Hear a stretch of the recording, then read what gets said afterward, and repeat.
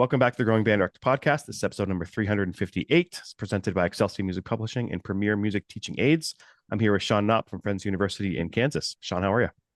I'm good, Kyle. Thanks for having me on. Beautiful. Thank you for mentoring future music educators, but I know you're also a past high school band director as well. And you have a great podcast, right? Behind the Baton podcast, which has a few dozen episodes. We want to hear a little bit about that. Tell us about your inspiration for that. Well, thanks, Kyle. I appreciate it. I started that podcast as a way to elevate and amplify the voices of my colleagues and peers throughout Kansas, right? So I do a lot of traveling around the state and doing band clinics with a variety of bands, from small rural bands to large band programs in more urban areas. And I'm sitting there just seeing the amazing stuff that these band directors are doing. And it's like, you know what? Someone's got to tell their story. Someone's got to get this out there. So I just started inviting people to be on the podcast, and that led to me doing some Sunday Spark episodes, just some little tidbits of inspiration on a Sunday evening for music educators. And I'm kind of in a lull right now. We get into our spring semester and life takes over, being a band director and a college professor and all of that. But getting ready to ramp back up and publish some episodes here during the summer. But again, just really want to amplify what's happening out there in what we call the trenches, right? The work that you're doing in your school, and just get the voices out there, because it's about this collective process of music education. We all need to be in this together and support each other. Yeah, and even though we're not near each other, we share so much in common. It's obvious when you start talking to a band director that you've lived so many thousands of similar experiences. Yeah, And no doubt. the internet has allowed us to connect in so many ways. So, thank you, as I do as well. Thank you for just putting that stuff out there. And if one person gets it, it's worth it, right?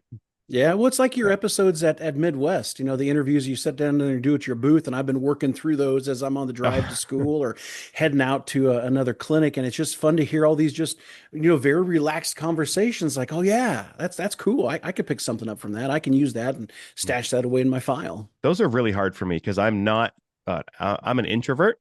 Okay. So if I sit down and talk to somebody I don't really know without anything planned, it Yeah. is like not my happy place, you would say, right? So Yeah. especially when they come over and say, you're gonna interview Colonel Bourgeois in 5 minutes. And I'm like, Oh, what? man. I don't know what do I What do I say? Tyler, help me. What are some, so but you're right. Like, just the opportunity to connect with people has been fabulous. Yeah, So for I'm sure. I'm glad it's helped a little bit as well. So we're gonna start talking about the adjudicated festivals, Mhm. right? I'd like to talk specifically about large group festivals. Say Okay. you're bringing your band somewhere. I'm a huge believer in them. Uh, I've always brought my bands there. I think it's important. I understand the position of people who don't think it's important, Mhm. and why. But to me, that incentive of like going somewhere and preparing for something and getting some feedback not only takes me like out of the middle, right? Like, this judge is going to come up in front, and it's not about me, it's about us, and the vulnerability that it shows, Yeah. right? To have somebody else in front of your band is just amazing. And what are your thoughts? Well, I think it's important. In my first few years teaching at what was my second job, I'd come into this position to where the band program had received years and years, might even been a decade or two of consecutive first division ratings. And I go out there and I pick some rep. And I'm like, yeah, my band can do this. And I think we played Americans We as our march, and we did God of Our Fathers by Claude T. Smith. And, I'm thinking, this is actually my third year teaching, I think, at that point. And we came out there with a second division rating, and I became that guy Mm-hmm. that broke the streak, and I vowed that that would never happen again. So then I go on this journey of, well, how do I get this first division rating? And like, well, maybe it's not about that. And now I've come full circle now that I'm training future music teachers. Like, yeah, let's go to festival, but let's go for the right reasons, or let's go to the right festival. Pick the right rep for your kids. Is festival the time where you go to show, here's what we're really going to try to attempt? Like on a day-to-day basis, we're a grade 3 band, but man, I'm gonna try grade 4.5, just to show like maybe we'll get it today, and then guess what? You're constantly disappointed. So I probably, maybe this is not the right language to use, but I tell my students, yeah, you got to play the game if you're looking for the top ratings, or you're looking to go have a successful experience at festival. Choose repertoire that highlights the abilities of your band. Like, what do they do really well? If you've got a solid clarinet section and everyone's just cruising in the upper register, pick the little English girl, or pick something that really highlights what those kids do well. Or if you don't have any double reeds, maybe not pick the solo or the piece that emphasizes an oboe solo or a low reed, something to that effect, right? And so it's go out there, go on the journey, like you said. We're going to work towards something. We're going to go and get this feedback on this rep that we performed, and then we're going to grow from it because it's a journey. It's not about going and getting the rating because I firmly believe if you're going to festival to get the hardware and get the rating, you're going to be disappointed every time, right? You're going to be disappointed in the feedback that you get from the judges because you disagree what they say. But if you take it for what it is and prepare your band based upon what the rubric says, the standard you're being judged against, I think it's a valuable resource. It's, one of the few things that we do during the spring semester, from our Pops concert to our music performance assessment to this type of festival. Just go for it, but just go for the right reasons and prepare your kids. Like they have to know that too. Yeah, and like not tying ourselves up in our worth in how hard our kids can play, right? Yeah. Like to tie your worth to are the kids learning, having a great experience and improving as humans and Hmm. making great music. Yeah.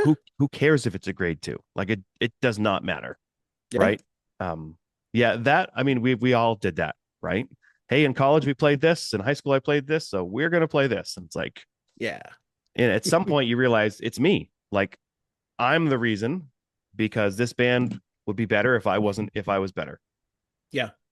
I love the approach, and I've thought about this a lot, probably in the past 6 to 8 months. Looking at the artistic interpretation that we have, like if I'm going to take this grade two piece to contest, let's say a grade two lyrical piece that really highlights my low reads or whatever it is, I'm going to put this out there for the judge and say, hey, here's my artistic interpretation of this piece, Mhm. and here's how my students are going to perform this artistically with great expression and wonderful just moments for the audience. Because I think oftentimes, even at the college level, we forget about that. Like, what is the audience receiving from our performance? Mhm. How are we making them feel? How can I make the judges feel a certain way? I love picking out an old piece that I'd mentioned the La Inglesina, right? The little English girl. A lot of people don't play that anymore. It's like, hey, can I pick a piece for festival that really suits my band, but that the judges haven't heard ever, or they haven't heard for a long time? Then it elicits that, like, oh man, yeah, I remember when I played that, and this is how it makes me feel. As opposed to, I'm going to take the Stars and Stripes to festival, right? And we all have our own idea of how that's supposed to sound. And if it Mhm. doesn't sound like that, oh man, you're toast. Yeah, just thinking about some of the old composers and saying, every other year I want to bring one of those to festival. Mhm. Because Yeah. I've heard so many judges say they don't hear Grunband, we don't hear Hmm. Erickson, we don't hear Granger. I mean, I think they do hear Granger, but Yeah. you said artistic interpretation. I mean, a lot of people program so hard that they can't even do artistic interpretation. Like they Yeah. never even get to it. They're Yep. hopefully going to get notes and rhythms and dynamics, Yep. articulations. Like that's it. There's no. And then I watch these. I know not every college is the same, but you watch these things where like the college group sight reads this piece, and it's their first rehearsal. And you're Yeah. like, man, if that was my concert, I'd be swimming in it. Like that'd be amazing. And this is where their rehearsal process starts, Yeah. right? So we just have to remember that there is this side of it, like they have quote unquote learned the piece. Yep. Okay, now what do you do? Yeah. And I mean, you're exactly right. How do we get to that point with our groups with incomplete instrumentation? I'm a firm believer that regardless of who's sitting in front of you, you can have a musical and artistic experience. You can let your artistry out as an educator, as a band director, and you can transmit that to your students if you pick the right rep, and then go out there and whether it's festival or home concert, but we're talking festival, so let's have that experience. Let's give the final cutoff and release, and everybody's smiling like, yeah, that went really well. Like it's that huge stage to showcase your band and what you can do and who you're about. So, question I want to ask: if you're like, as you're mentoring future teachers, how do you? Because you and I know rep probably pretty well, right? We haven't Yeah. talked a lot of rep, but when you teach for long enough, you understand a lot of the pieces, and we're always searching for more. Um, so like you have to know rep in order to be able to program it for your kids. Hmm. What are ways that maybe you try to help those student teachers, or future educators learn about rep? Because it doesn't, I'm sorry, but whatever you're playing in the wind ensemble, unless you're purposely at the college level doing grade two, grade one, which most people don't, Hmm. right? So like how do you help them achieve for more, but also learn about all this great rep? Yeah, well, for these new teachers, especially pre-service teachers, I'm looking at my bookshelf right now, and I intentionally spent a few $1,000s and bought all of the Teaching Music Through Performance series, Yep. band, choir, orchestra, jazz, middle school. I mean, all the stuff, right? Like we have to have those for our pre-service teachers. But then there's a couple other things we do. I send my kids out as often as possible. Hey, go observe this band program. You don't necessarily need to have an opportunity to teach. Just go sit and listen. Knock on the door, say, hey, can I come and can I just sit in and listen? And go to a variety of different programs and just see what they're doing. We also use a component of sending our kids out during, we have a class right now we're finishing up called Secondary Music Teaching Methods. And part of my assignment for them is to go to different festivals and listen to bands and then adjudicate them based upon our state rubric. And then we're going to come back and talk about it. And just, what are they playing for a festival? How do they sound? What is your interpretation? And then the next part of that, the follow through, what do the judges give them? What rating did the judge give on that? And then final thing I'll say, we started, this was 3 years ago, we started what I call a campus band to complement our wind ensemble here at the university. And it's primarily for music ed majors to play secondary instruments. And they're playing grade two, grade three. Sometimes we'll throw in a grade 1.5 rep. And I'm filling my library with that stuff. And they're the conductors. They're taking private lessons with me, and I'm giving them the stuff here. Go learn this. And where I knew this really worked out is one of my recent grads, as he was getting ready for a festival this year, two of the pieces he worked on with that campus band, he took to contest Mm-hmm. with his groups because he knew the rep already, right? He had studied it, he'd put together lesson plans, and so it. I guess I should have said this in a shorter way. Authentic experiences, right? Getting them to go out and hear authentic experiences and talk to the people in the trenches doing the work. Like, what are you playing? What works? Some of the advice I would have, and this would be for anybody listening who is either a seasoned teacher, a new teacher, or a future teacher, like you need to be able to pull up that list. Like, Hmm. what is your list? Not just the Texas state list, but like, what is your list Yeah, of here's 100 pieces, and I like this piece, and it's yeah. grade two, and a couple notes about it, Hmm. because, I've got this huge list that I listen to, periodically. I don't have a time where I program for a next concert. Like I'm typically a year ahead, but not always. Sometimes it's 3 months, and I'm like, I don't even know what I'm doing on that concert yet. It's just, Yep. but you have to like know where you're choosing from. So I would just say to people, start that list. If you don't have it yet, start it, and only put pieces on there that you like, that you connect with. Because if you're Hmm. not connecting with the rep that you're giving your kids, it's not going to be as great of experience for them. Yeah, I agree. I've got the same list, Kyle, and I went to I think it was middle school. Yeah, one of our middle school district assessments here, and I was serving as a judge. And of course, I got the list of what everyone's playing. And I just started circling stuff. Then I came back and put it in my Excel sheet, made a note where it came from, and did I like the way it sounded? Did it have a rhythmic component, something that would gel with future honor bands that I'm doing at the middle school, high school level? Could I put it in the campus band? But I may not look at that list for another couple months. And I'm like, oh yeah, I do like that piece. Mhm. What makes you have those feelings? I wanted to go back to the level thing real quick. What's your main instrument, Sean? Saxophone. Okay, so I'm a trumpet player. Okay. And if you and I wanted to sit down and play duets, first of all, we'd have to find some appropriate duets for the right key, or one of us would have to transpose, and that wouldn't go well. But that's Yeah, it fine. would not go well. But No.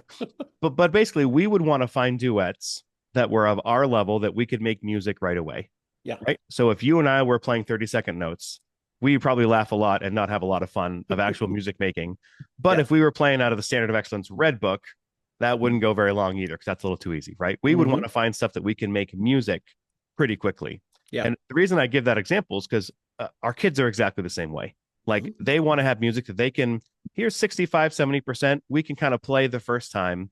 And I know I've met a lot of people who say, nope, I want to stretch them to that next. And I'm not saying we don't stretch, and I'm not Yeah. saying you don't go even easier, but on average, if most of your pieces are in that range, Hmm. just relating it to if you sat down and sight read with a friend, it's exactly the same experience. Yeah. I agree with you. A lot of times, I'll talk about programming for honor bands here a little bit. If my honor band that I'm conducting can't read it through on the first read, then it's too hard. It's just too hard for the amount of time that we have. And sometimes I'll even say that for like my college band, like we need to read the whole thing down. And if we can't get all the way through it the first time, it's probably too hard. Of course, we've got time to, work on some more intricacies here, but the kids they have to have fun. And I think that F word is one that we don't use enough, or we downplay, say, we can't have fun. We got to do serious work. But man, if you and I are going to play duets when I come out to Maine, I want to have fun. I want to be challenged a little bit, but let's get that fun aspect in there. We can still teach, and the students can still smile at the same time. There's no reason not to. So if you're doing an honor band, and the classic thing is send me the last 3 years program, Yeah. right? I mean, you don't really need that. What you need to know is, am I at the right level? And am I Hmm. not redoing a piece? Right? That's Yeah. what you really care about. Yeah. So that manager, I don't, they call them managers where I am, like the person running that band and who's Yeah. chosen you is really your lifeline, Yeah.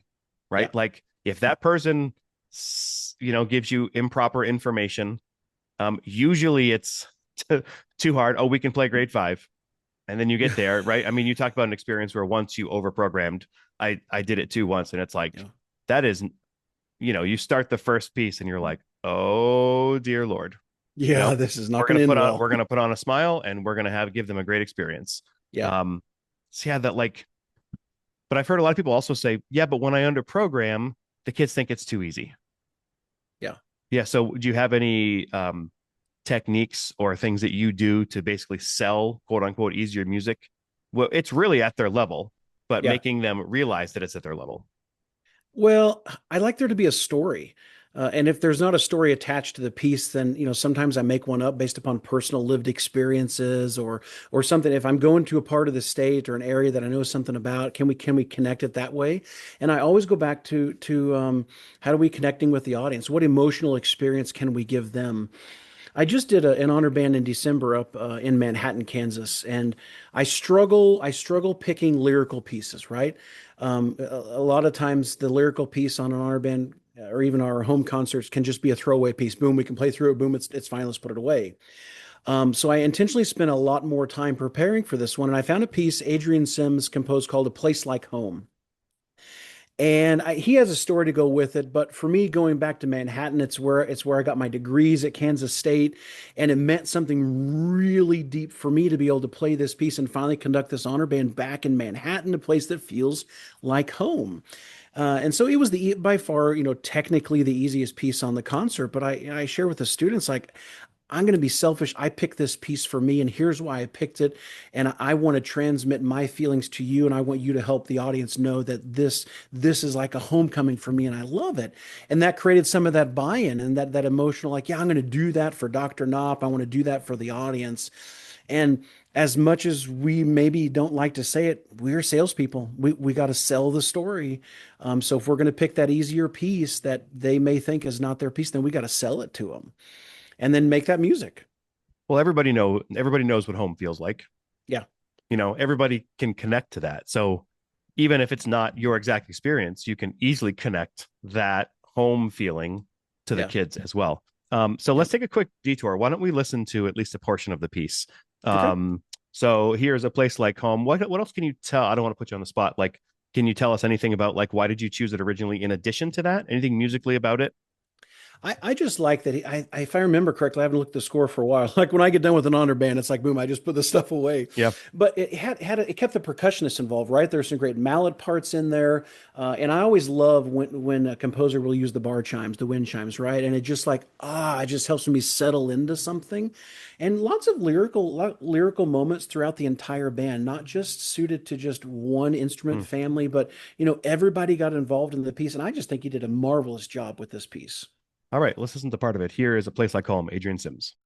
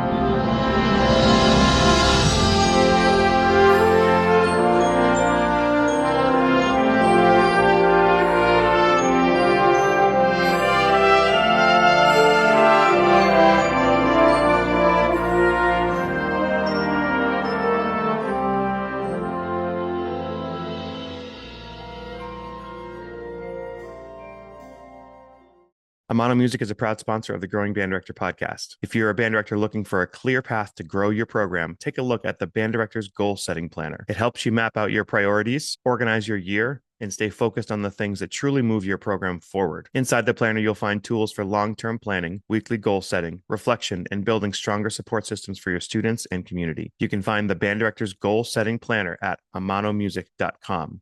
That's AAMANO music.com. And listeners to the Growing Band Director podcast receive a special 10% discount by entering the code GBD10 at checkout. That's GBD and the number 10 at checkout. Do you spend valuable time all year correcting your students' hand position instead of focusing on the music? Thumb Gummy solves that. These simple, cost-effective teaching aids fit on trumpets and trombones to guide the right hand into proper playing position, reducing tension, improving form, and giving tactile feedback so students can focus on playing, not adjusting. It's easy to use, comfortable, and designed by teachers and players for beginners as well as older students. Join thousands already seeing the difference, and keep an eye out for our new clarinet thumb rest coming soon. Visit thumbgummy.com to learn more. That's thumbgummy.com. All right, band directors, let's just be honest for a second. You're not actually chasing missing tuners every day. You're chasing bad tone and poor intonation. And your beginners, well, they're trying, but half the time they don't even know what in tune is supposed to sound like. That's exactly why Mark Casperson created the Tuner Caddy, a place for everything.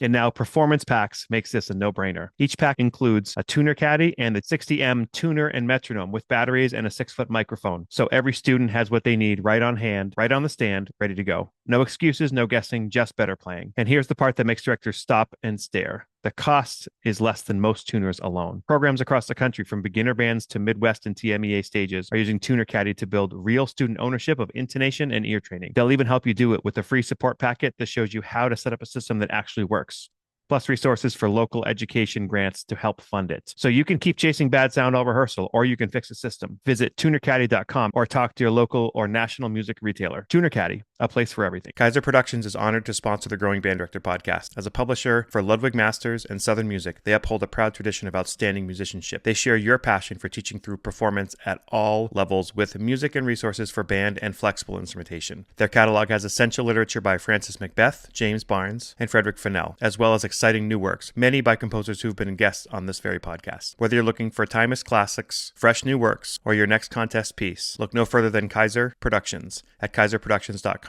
That's KEISER Productions.com.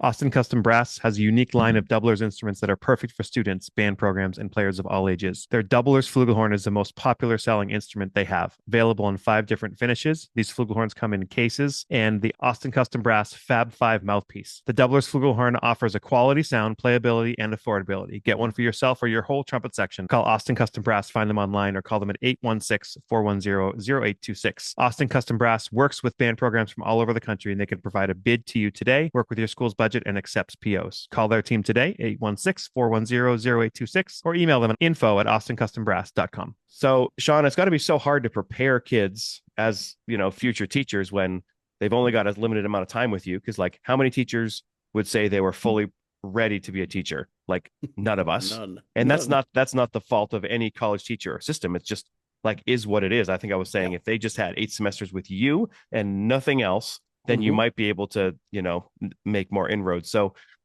like we always talk about, I wasn't ready to teach a jazz band because there wasn't a jazz course. I actually heard Rachel Allen on the new podcast, Band Room Therapy. She said, I just listened to it this morning. She said, I wish in my second jazz band in my university, I wish we just played grade 1 and grade 2 jazz band music.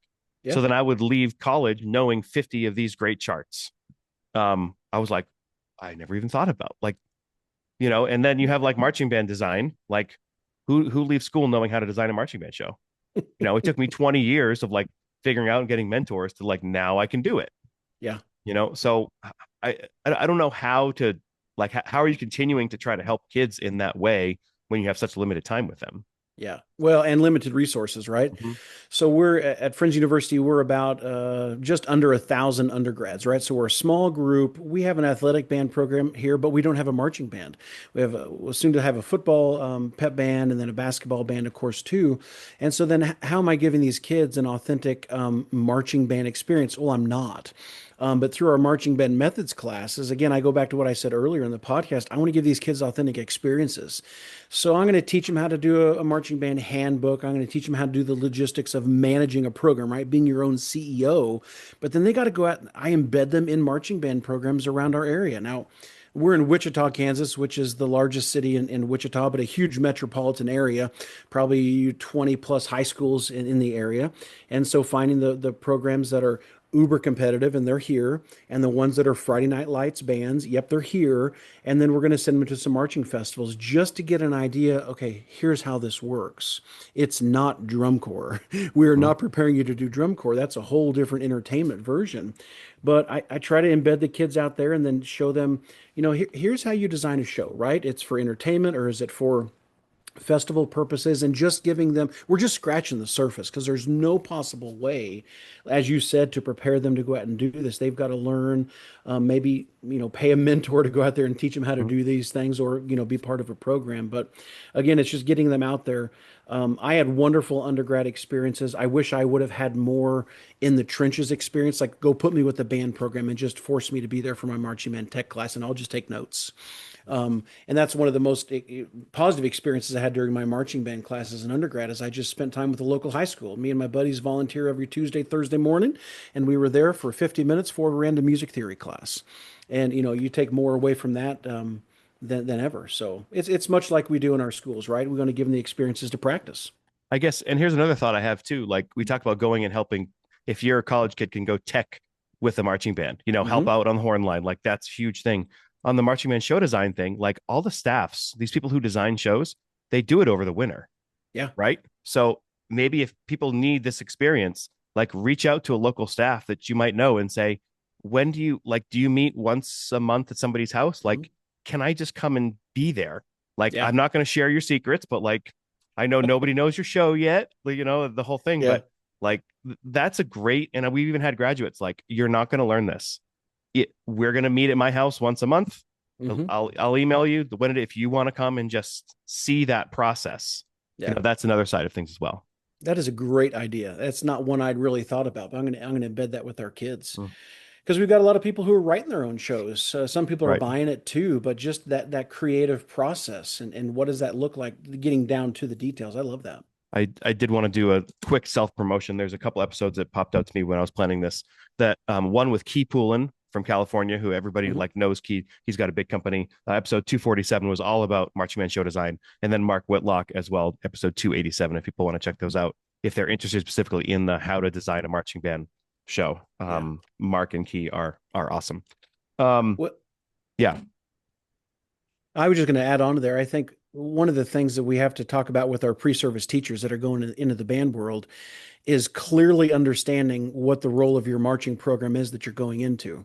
It may be different than what you had in high school, but as I said earlier, is it Friday Night Lights band? Are we a festival band? Are we a BOA competition type band? What are you going into, and where's the ceiling, or what are the limits of the community within where you're teaching? Can your Friday Night Lights band in our state of, rural western Kansas of a town of 500, is it reasonable to consider that program will ever be competing at the BOA level or at an ultra competitive festival? Probably not. You can still be really good and be the best of the best Friday Night Lights band, but just understanding what your community is willing to support. I wish I had thought of that when I started teaching. Because I said, nope, I know there's 18 horn players and six in the guard and eight in the drum line, but we're going to be blah, blah, blah, blah, blah. Hmm. Well, that didn't happen. Yeah. But you're right, like pushing them to be excellent. And I mean, I remember conducting master's degree and doing like Stravinsky and all this. Like Hmm. I barely remember how to spell Stravinsky at this point, but Yeah. like I conducted that music and then all of a sudden you're like hearing the concert B flat scale that sounds terrible. And you're like, oh my Hmm. gosh, now what do I do? Yeah. So I'm also curious, how do you prepare these pre-service teachers for something you've gone through and something I've gone through of, we have this whole time where it's all about us. We're Hmm. learning, learning, learning, going to the next level, next level, next level. Then all of a sudden you start teaching. I mean, it's still about you is what you're thinking, but in that switch, you're now teaching. It's now not about you and Hmm. it's about them 100% of the time. Yeah, it's a scary transition. And I try, Kyle, I try to be so intentional about preparing them for that. And I know I don't do as good a job as I could, but you get to the end of your final semester on campus and you're transitioning into student teaching, and it's just like, hey, by the way, it's about to get strange. You're going to have your same friend group, but you're not going to see them all day. Like you said, you're going to go from I just have to worry about I got to go practice, I got to get through my recital to now I've got 65 beginners that are relying on me, that if I don't do my lesson plan, the 20 minutes that I get with them every other day is just a disaster, and then I've wasted that time and you've wasted their learning. I also put the emphasis on my kids, my student teachers that go out, because some of them have been placed in the district where my children go to school. I said, "Hey, you're going to be student teaching my kids. Don't screw this up." That's right. But it's an emotional thing, and it's prepping kids for this because it's really not just a semester, right? Like, even though they're transitioning to student teaching and experiencing all of that and all the challenges, but then they're gonna like transition into a job, and then it's a whole 1 to 3 years of like before they feel like they've really got their feet under themselves. And it's, find a great mentor. And our band director association in the state is really great about connecting with first and second, third year teachers and pairing them up with mentors and providing those experiences. But it's just like, hey, don't be afraid to reach out and ask for help. And we're always in your corner because my success is tied to their success. I mean, it's a collective effort. We've got to do this together. And I just can't stress it enough. That whole season of your career up until when you start having kids, Hmm. right? Like when, and in my case, my wife and I were teaching in the same district, didn't have kids for a little bit. And it's like, we could stay till 9 o'clock. Yep, no worries. We could do this Yeah. on the weekend. Like, no worries. It was just us. We'd go home and fall asleep at 4 o'clock on Friday. Be like, okay, everybody knows like how that feels. But then you try to do that when you have a newborn at home. Like, you're not falling asleep at 4 o'clock. Like, Yeah. so at some point, like, use all the time you can before you have all the other stuff at home, Yeah. which is so much deeper than what we ever do at school. Like, Hmm. what you do at home is, in my view, so much more important than anything you ever do at school. Yeah. But it's harder than anything you do at school. It also makes you a far better teacher, a far better human for that. But if you have no idea how to teach and then you have a child at home, man, good luck. Yeah, you're probably going to transition out of the profession either by your choice or not by your choice. Yeah.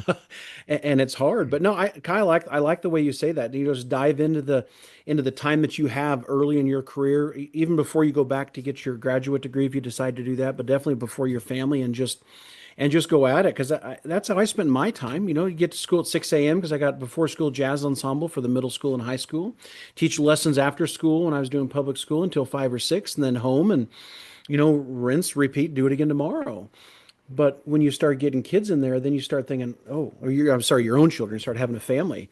It's like, how do I, what do I let go? Because my biggest fear was if I don't do this stuff, my band's not going to be as good. I Mm. remember sharing that with my wife at some point. It's like, well, I don't have time to do this because that, or I have to choose to be a dad or be a good band director, but I can't be both. It's like, and a good husband. But yeah, you can be all three. It's systematically changing how you approach your work. For me, one of those things was evening marching band rehearsals. I got to Hmm. a point and I said, I'm going to be home every night for dinner. Yeah. So the once a week that we had the full marching band rehearsal, there I think it was on Thursdays.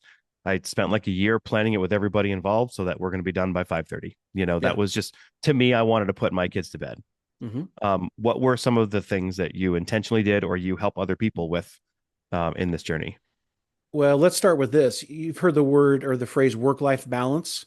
I think it's false. There's no such thing. You can never have work life. It's never going to be Mhm. balanced, right? It just doesn't work.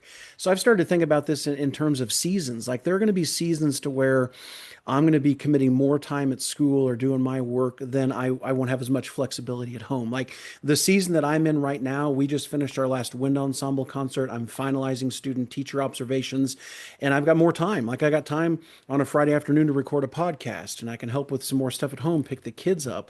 But then other times, my wife picks up when I'm in the middle of out doing clinics or I'm out adjudicating. But you go back to thinking about being a practicing band director, 5 through 12 program in the public schools.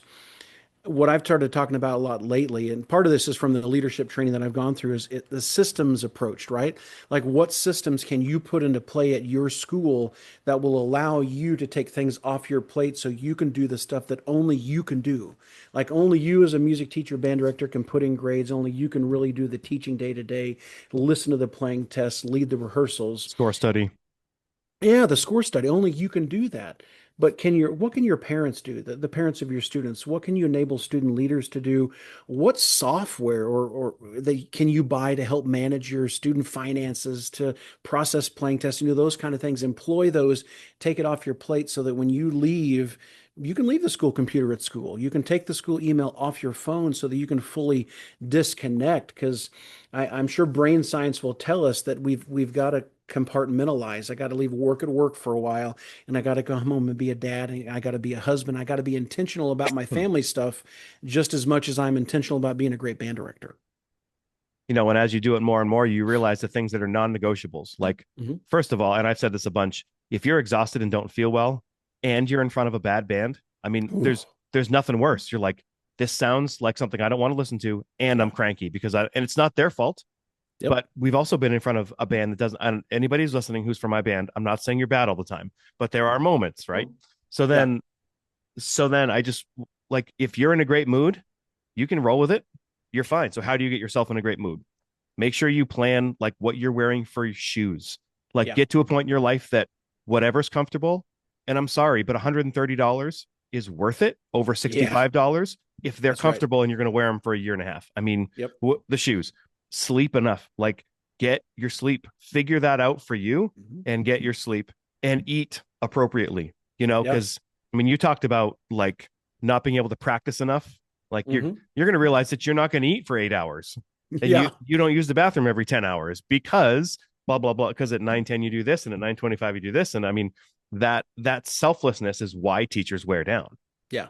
So trying to baby yourself whenever you can, Hmm. every day, your students will be happier too because you won't be cranky.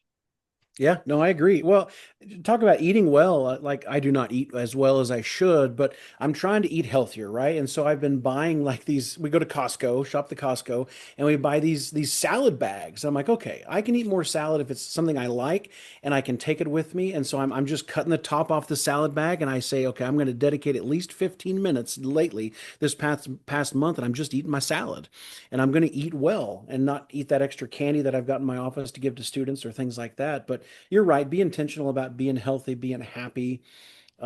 There's this book that I'm reading right now by Shawn Achor called The Happiness Advantage.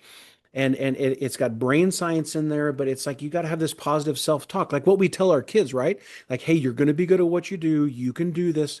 Well, that's so important for us too. It's like, hey, today's going to be a good day. I'm looking forward to rehearsing this piece. I'm going to tell myself these positive things. And I know a lot of folks don't resonate with positive psychology, but man, the science is out there to prove it. If we take care of ourselves and we tell ourselves that things are going to go well, good things are happening. Just like, hey, if we're speaking positively to plants and we're encouraging these Mhm. plants to grow, it's like the same thing works for us, right? Come on, man. Yeah, and some people can't listen to music on the way in or out of Yeah. school. My Yep. wife has to have it silent. Hmm. I'm classic, like I'll listen to podcasts or sports radio, whatever, but know what works for you. Sometimes for me, worship music. And I hear worship music on the way in, I get to school and I'm like, I can do this. Yeah. Life is good. I'm not going to Yeah. listen to heavy metal. Like that's just not where I need to be. You mentioned Costco. Do you ever get collagen at Costco? They have great collagen for $30. No, I've not experienced or experimented with a collagen at all. It's something I've heard a lot about, but I've just not Yeah. been there yet. So I mean, I'm not a salesman in any way, but my wife has me take it and she has it and it's great. And it's $30 at Costco, at least where we are. Okay. Collagen, like you put it in drinks. We have it in our coffee every morning and like you can't tell it's there. Okay. I just looked up some improved benefits because I forget because my wife is not here to tell me. Skin hydration, elasticity, reducing joint pain and stiffness, increased bone density, support for muscle growth, heart health, brains, the whole things. So, like spending $30 on collagen. Like Yeah. these are things that you might say, well, Mr. Smith, you're old. Well, I'm not. I just want to feel good, Yeah. as we do this thing called band. It's hard. And Yeah. if you're not your best, And that's, you talk about hard and people don't talk about that. Like teaching in and of itself, whether you're a classroom teacher or you're teaching in the arts, you're a band director, it's mentally taxing. And then the work that we do, whether you've got a competitive marching program or not, it is physically taxing. Like you're not sitting at a desk. You're teaching if you're teaching a set of beginners, like you're up moving around all the time and you're dealing with this. Why doesn't this trumpet valve work? Oh, you're moving them around, or this the valve guide is switched up. It's constant, all these things just being thrown at you at once, and it is physical. So we wonder why we get sick at the end of a term at Christmas break Mm. and you finally just get to relax. It's like, oh man, take some collagen, eat some vegetables, take care of yourself. So hard. I mean, even if you do that and then you still get sick, Yeah, right? no Like doubt. it's No just doubt. your body's trained. All right, can't get sick yet. We got festivals. All right, Yeah. now I got 4 days. Now you're gonna get sick. Boom, you're You done. know, also the concept of like consistency versus intensity. You know, Hmm. like yes, we want to be the best teacher we can every day, Yeah. but it's just like working out. You know, one great workout is not going to do anything for you, but if you Hmm. consistently do good workouts, you'll see results. Same thing in your Yeah. band. I just tell people try to put hundreds of good rehearsals together. Hmm. Not like you don't have to be Frederick Fennell, but Nope. like make progress and try to be good every day. Don't Yeah. hold yourself to like this crazy standard. Just Hmm. do the best that you can do and learn and move on. Yeah, it's the micro moments, right? The little moments that we just do repeatedly, repeatedly, repeatedly. I think back to the one book, like the blue book, Foundation for Superior Performance, right? Mm-hmm. The one thing that legitimately changed my high school trumpet section, who had no range, and we just did this all fall, worked the range exercises, and kept going higher and kept doing it. And by the time we got to the spring, I walked into rehearsal, and literally it was like a light bulb moment. It's like, oh, well, now you can play the G and the A above the staff, and it doesn't sound, you know, tense or strained. And when you're in the moment doing the work, it's like, is this ever going to end? But like you said, it's just do the little bits every day and just keep trucking. It's just we just want little improvements every single day. Do you have any other things that you've told people, or you know, we talked about sleep and you know, taking things off your plate. Any Mhm. specific examples that you can think of as well that helped? Well, I talk about using like systems, and I'm a huge spreadsheet guy, and I'd have like band inventory stuff on spreadsheets, and I'd be trying to check stuff out to kids, and it just wasn't working. So I finally found a program that worked well for me, and just implementing specific systems, whether it's for the library, whether it's for checking out instruments or checking out lockers, just something that can streamline, even if it's AI. I mean, there's all kinds of stuff that we can implement that really make our work effective. Even like planning templates. I developed a rehearsal plan template that I use personally. I use it with my student teachers. How can I more effectively plan? And is there a template that I can use to help me do this faster and do it more efficiently rather than doing it the way I've always done for 20 years? I just want to be more efficient and more productive so that I can get back to the stuff that I really want to do, get through the administrative tasks, you know? It's funny because that planning piece, I was always a planner, but the minute I had my our first child, I just had to plan like 3 weeks earlier from what I ever did. And it wasn't that I was Hmm. planning every single moment of every class, but Yeah. I knew because my wife's a band director as well. I knew, okay, if she's sick tomorrow, one of us is going to stay home. Hmm. And is it the middle school teacher who's going all day or the high school teacher who's going all day? Well, what do you have for rehearsals today? When's your concert? What do you know? And one day it's Hmm. me. And you're just, even if you're healthy, you might have to miss because it's not just about you at home anymore. So that Yeah. whole, I can miss the next week. Now, yes, you'd be missing rehearsals, but like Hmm. I'm still prepared for what would be coming. To me, that was a big part of it. Yeah. And we try to emphasize that with our student teachers as well. You're not just planning for one rehearsal, you're planning for the entire rehearsal period, the entire unit that you're teaching up until the concert. What's going to happen and how well do you do that? Of course, yeah, the lesson plans are going to adjust, but you've got to look at the bigger picture. And like you said, we've all had those moments on the podium where, man, I'm just going to wing it today. I'm behind, the kids were up screaming last night, or we, had some family emergency, and man, I never leave those rehearsals feeling great. I'm like, and I say, this is never going to happen again. Try to avoid those as much as possible, but just plan to the detail and go at it. Do you have, well, I know you do have, that's, I don't mean to ask it that way. What are Yeah. some podium strategies that you tell your future teachers? Well, obviously be prepared, but it's about anticipating. How can I? Part of my planning is anticipating what issues we're going to have. Like if I picked out a piece that features the trumpet section, but we have no range, or we really struggle on these notes, or we play out of tune. How can I anticipate that I know that's going to be a problem, and then come up with a plan in advance, rather than just trying to wing it on the podium? Like, okay, well, we'll just see if it's going to be a problem. And if it is, then we'll figure it out as we go. I go back to that precious time. Like with my wind ensemble, I see them 90 minutes, 3 days a week.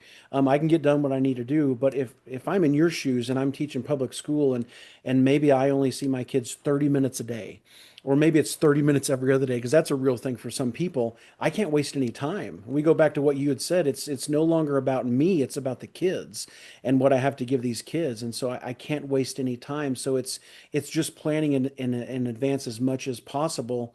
And then it's like the old Survivor, expect the unexpected. The Survivor show, expect the unexpected. Yeah. How do you respond when some kid vomits in class? How do you recover from that?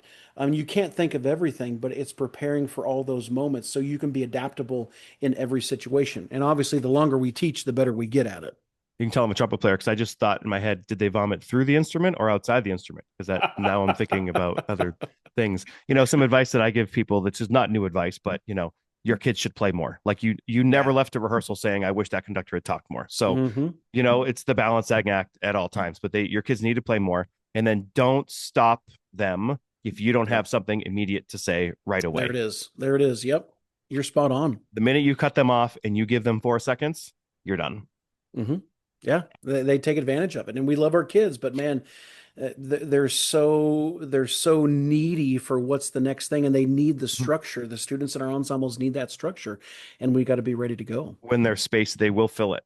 So Yes, they you fill will. it or they fill it. Oh, What's I'm gonna just kind of end with a little bit of rep here. Like sure. what just off the top of your head, what are some pieces? What's some rep that you're really excited about that you really like? Either old, young, why do you do it? Things like that. Man, I am just enamored with Gerard Hall's Skyward Spirits.